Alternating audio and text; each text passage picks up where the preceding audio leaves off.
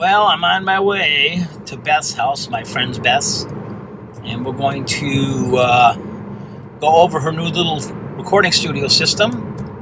She has a small space to put it in, and we're going to hook it up, make sure it all works right, get her going so that she can record music anytime she feels like it. Beth, hello, Beth. Hi, Marty. So I'm here with your exciting, wonderful new setup. I am really pumped about it, mostly because I got to help you do it. I bought a pair of speakers to use as monitors during the recording. I bought a new microphone for myself. And a couple of months ago, I got a V-drum set. Ooh. Let's look at the V-drum set. How cool is that? But I already had the computer. Okay. And then I got this little PreSonus mixing board. Well, it's an input-output. So 4 ins, 4 outs, and a nice pair of noise-canceling headphones to plug into it. So what is your goal with this thing? You want to write? You want to record bands? What do you want to do? So the way I have this set up, I think I can do both of those things because I basically took my family room and took it over with musical equipment. But my yes, you did.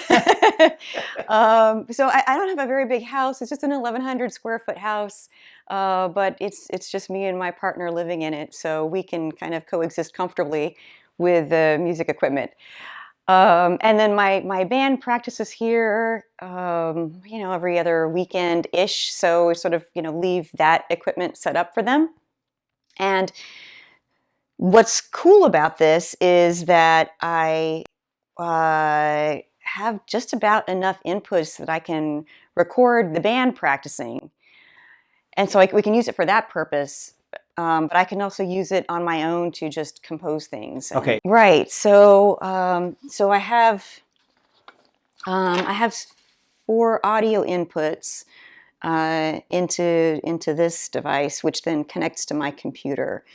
But to complement that, I also have some USB inputs that go directly from my V-drums and my keyboard into the computer. So you have V-drums for drum parts, you have keyboards for keyboard parts, and you're recording them using USB. Yes. Okay. Yeah, so that's MIDI over USB. MIDI over USB. So you're recording events. Yes. You're not going to use the sounds in the V-drums or in the... Okay. Right. So everything's in the my box. software, is going to help me with the sounds. Cool. So what's working and what's not working? So that all seems to work fine right now. The MIDI does? Yeah. So when we took this for a test run, we plugged in the microphone into the input-output, and we were able to record. But then yesterday, when I was trying to replicate that, I couldn't replicate it. I wasn't getting sound into the, like, it wasn't showing up in the track. I was going to do some like vocal and guitar yesterday, and I got sound on the guitar, but I didn't get the vocal at all. Okay, so let's fix this first. Okay. So for example, I went back and looked at what we did originally. So we did mic test, right? So in here, you have this listed as input 1, and it worked. Okay. Input L is mic instrument line 1. Yeah, that's correct. Okay. So what you have here is you have 3 potential inputs from the first 2 inputs. It is left and right as a stereo feed, or only input 1 as a mono feed, and only input 2 as a mono feed. In your case, you'd want to record a mic, a vocal mic, and a guitar mic, guitar input separately, right? So in that case, you'd create 2 tracks, not a stereo track. You'd create 2 mono tracks. Right. One would be left on this, and one would be selected that. So in audio setup, so in this particular case, you have input. This should be here. Okay, and then if I want to do these, should I set that up as well? Yeah, you can. You can click on. So you need to add. Okay. This is where you add a mono or a stereo selection. So if you're going to add one more mono, let's say, and then add another one. So now what you've done, you notice that now you have inputs for the two in the back. Mm-hmm. So click on the OK button for a second, and let's now look. Okay. So now, now you have 4 selections to make. So you want to arm both channels. Okay, but if you're going to do it at once, yeah, that's one. Okay. And that would be the other one. If you hit the record button and you played the guitar and vocal in here, it would work. So you have a studio. Yeah. Are you excited? Yeah.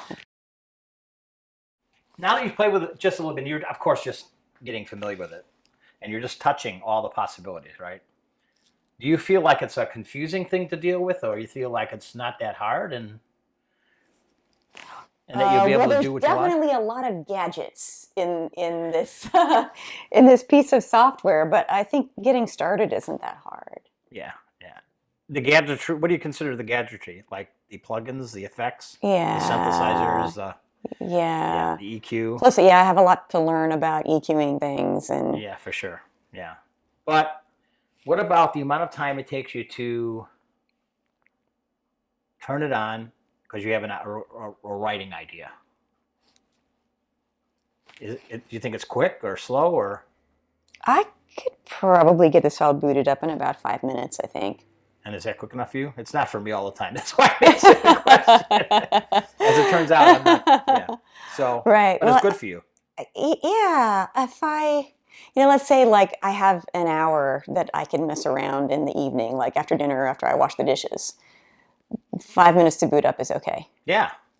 What if you have an idea and you want to get it down fast? I'll probably sing it into my phone.